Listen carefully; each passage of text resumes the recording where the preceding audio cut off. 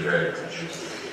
Well, I think we have gone through the presentations. Our time is almost done, but I'd like, before drawing some conclusions, and ask them to break while we prepare for the following session, which will be the presentation, adoption, and the declaration.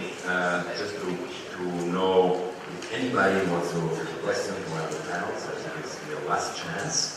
To have clarifications, to have perhaps some elaboration on the things that were said. We understand that this is very vast and very articulated, of course reflects the richness of the conference. But I leave the floor with you for a moment. If anybody has still a pending question or something that wants to state or say, please, this is your moment.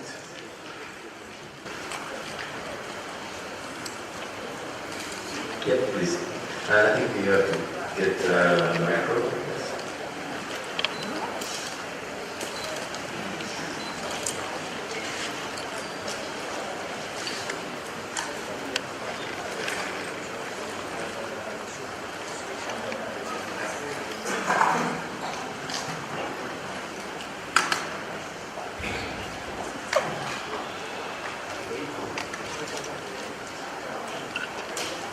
And please say who you are. Go ahead.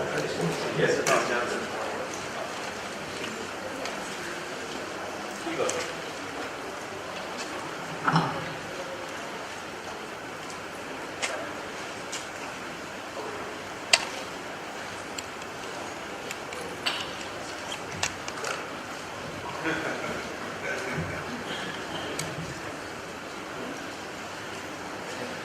Well, maybe I'll invite you here so it's quicker.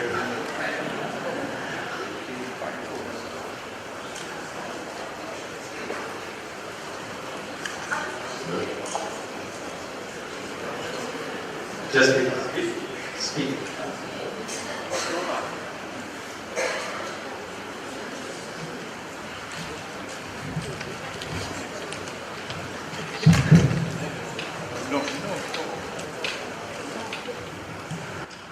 Sorry it takes so long. My name is Kim Dong-bae from Korea. I'm an archaeologist actually. Thank you for your invitation. I didn't have any chance to talk about the culture and the sustainability in the world, but anyways, I have had some chance to learn how people think about sustainability in culture and the society. But one thing inside me is, is a creativeness from the intelligent resources. If you do not have many the knowledge or intelligent resource in one society, then the level and the amount of creativeness very limited to each society. So when you discuss about the sustainability in a single society, when you discuss about the sustainability in a worldwide, then we may have very different approach in this kind of sustainability discussions. So when you look at the world, right now during the globalization process in the world, so all the intelligent resources are concentrated in some more developed countries, developed society.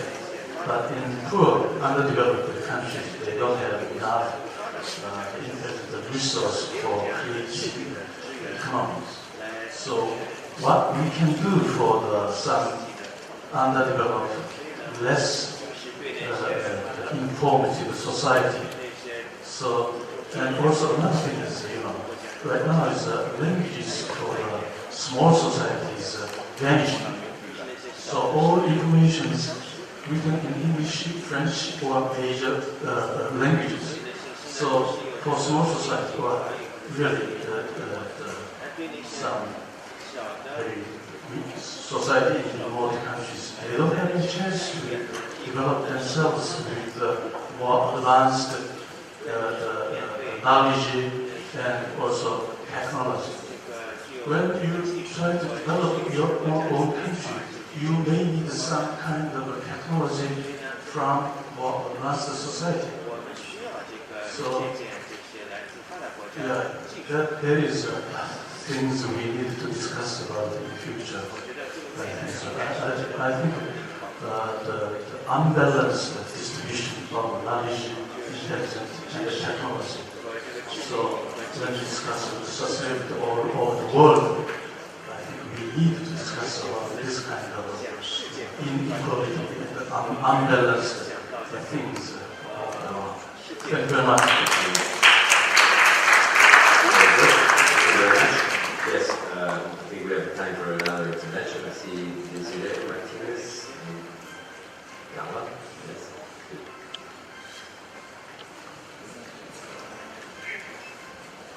Thank you very much. I'm Desiree Martinez, President of the International Federation of Landscape Architects. I thank the organizer for this invitation and the government of China. And in all the lectures and panels there was always a tacit element or sometimes also explicit element, which is landscape. We saw cityscapes, we saw landscapes, we saw a lot of examples in the case studies that were presented were focused on a physical place for producing food, physical place to have a gathering of people to express a culture. So I want to, for me, what I saw, the conclusion for myself was that landscape is the physical, the territorial dimension of culture, and it's important that we take this also in account. Thank you. Very much. I think Gala wants to go. Amresh Gala from Denmark, India, Australia. One word of caution and a question to the panel. The word of caution is we continue to keep using underdeveloped, developing, and let me emphasize, a country called Papua New Guinea, often rated as least developed country, has the highest cultural indicators in terms of its cultural industry values. So are we talking about economic indicators, cultural indicators, social indicators? Then we have this hierarchical, almost a patriarchal discourse of developed and underdeveloped. So since the Congress is about South-South and South-North dialogue, we have really to be careful about hierarchizing our discourse. But the question to the panel is, last year at the Rio Earth Summit, in presenting the review of the NDGs and talking about post-2015 development agenda, the Secretary General of UN, Ban Ki-moon, said, more of the same will not do. More of the same will not do. So how did it come up in your panels that people, how did it come up, more of the same will not do? Thank you. We cannot have 12 answers, but perhaps well, here's one first. Okay. Je vais encore m'exprimer en français, si vous permettez. La question, j'en ai parlé tout à l'heure, si on met le focus sur les résultats, on oublie le processus. Et on oublie probablement aussi des questions qui ont été peu évoquées aussi, qui ont été évoquées, que je salue M. Landry, Charles, de l'avoir évoqué, celle de la gouvernance participative. Puisque on sait bien que le défi de la diversité, c'est aussi le défi de la décision sur cette diversité. Et donc, c'est dans la réflexion collective sur ces questions délicates qu'on arrive à sortir du modèle et qu'on arrive à la durabilité, au développement durable de l'action et de la décision. I think it was the last question. Yes, it will be the last. Sorry that we don't have much time. Please, the gentleman there. Okay, I will try to be democratic, but the time is running out. Please, can you give the microphone? Oh, you have the microphone. highly appropriate at the moment. Okay, sorry, you will get the microphone later. I'll be extremely quick. I'm Sarah Gardner from the International Federation of Arts Councils and Cultural Agencies, and I just wanted to make sure that as we wrap up this process, and taking on the very last point about the skills we need to deliver sustainable cultural development, that we remember that artists at the core of this. Innovation, we talk about culture, we talk about creativity. That is about artists, and I refer to David Crosby's famous diagram with the concentric circles. At the centre of all these things that we're talking about is the ability of the artists in our communities, whichever countries we are, and that they are a core part of this whole process. Thanks very much. I'm sure that we just mentioned this final conclusion that we will If the microphone doesn't go to the man goes to the microphone. Thank you very much, Francesco. Also, I have the National Music Council, NGO, UNESCO. I want to stress that the listening for education is somewhere in preparation. And I suggest to UNESCO to take note of many expressions, many declarations. I only read one sentence from the UNESCO web portal saying this regard education and learning are asked to play a fundamental role in nurturing a creative environment. I was told to take these words somewhere in the declaration. It's great. Thank you very much. This will be really the very, very last gentleman there. Raise your hand. Yeah, last. Very last. 我是叶港澳促进会文化专业委员会的董事长黄启光。在这个会议上呢，我提一个问题，提一个建议，就是说希望因为文化的多样性跟包容性的话呢，这个联合国国家文组织能不能做一个标准，就是说把它作为一个平台，做一个标准。这个标准是什么呢？每个地区或者每个国家的文化，它的特殊性跟差异性，把这个找出来，有一个团队去做，怎么做，对吧？给他怎么做，在哪里做，做什么，把这个问题说清楚，我觉得后面的这个文化与可持续发展就成功了。谢谢大家。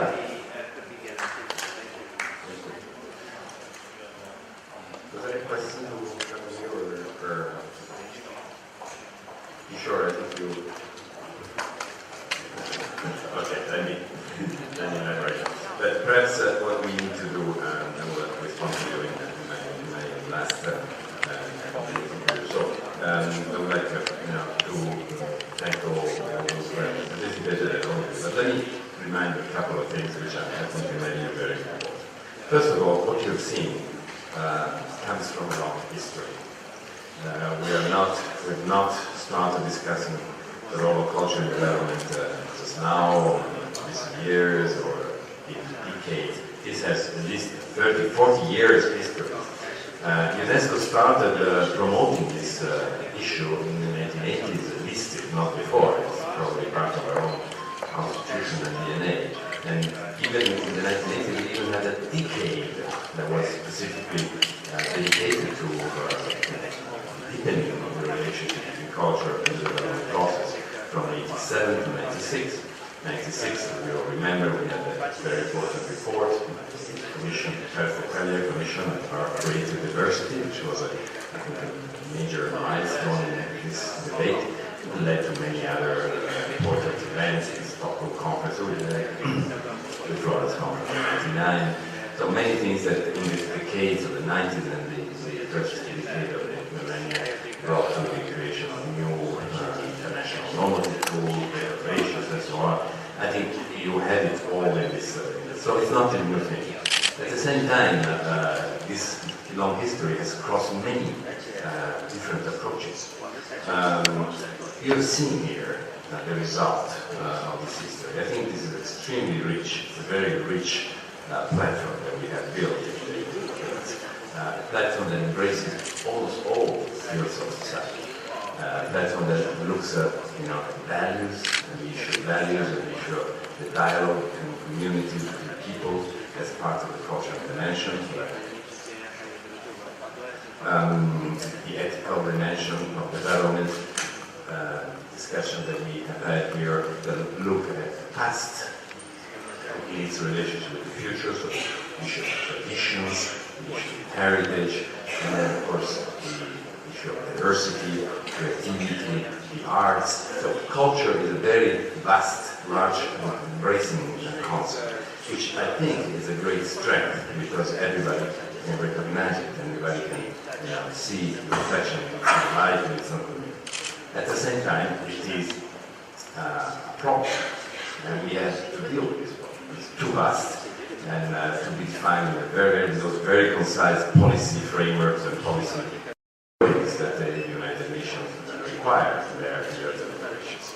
So we have to do this translation. I think this conference has its main goal to translate the richness and the vastity of the concept of culture into messages and policy lines that can be understood in the context where the decisions are made. This is why some of the things that were said today are very important. I think that we had in these past days along many discussions on the definitions of culture, and of course good one. I think that plurality of definitions of culture is part of the richness.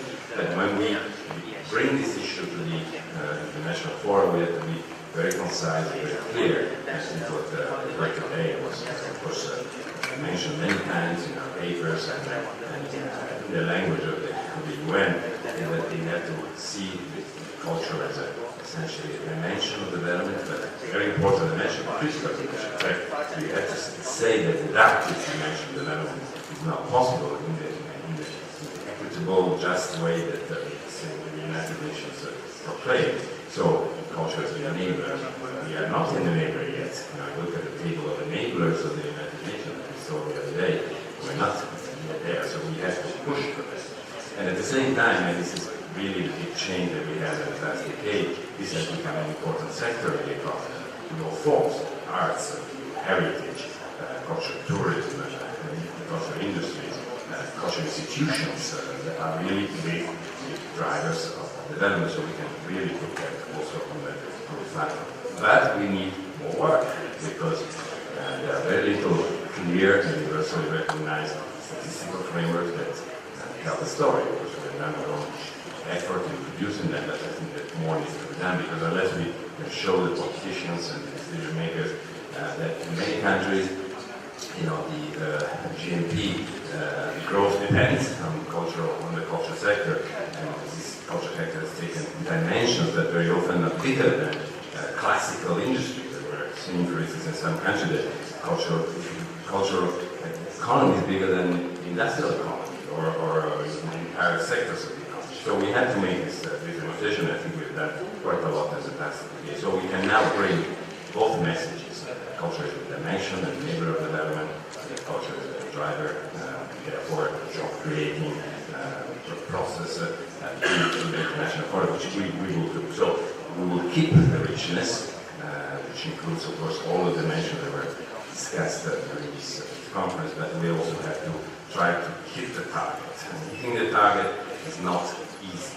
We had earlier on this morning a very interesting meeting with our colleagues of the United Nations that accord the musical instruments.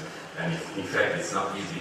We need the help of any body concerned, governments, central governments, local governments, NGOs, and so on, to really make this pressure now, because the time is now. 2013 is, as Hans was saying, the year in which key decisions will be taken for decades. If we miss this opportunity, we will have a real setback for those who believe the culture is an important dimension. So we need now to rally all the consensus, go to the big fora, make our own lobbying and political pressures in order to have this element, fundamental element,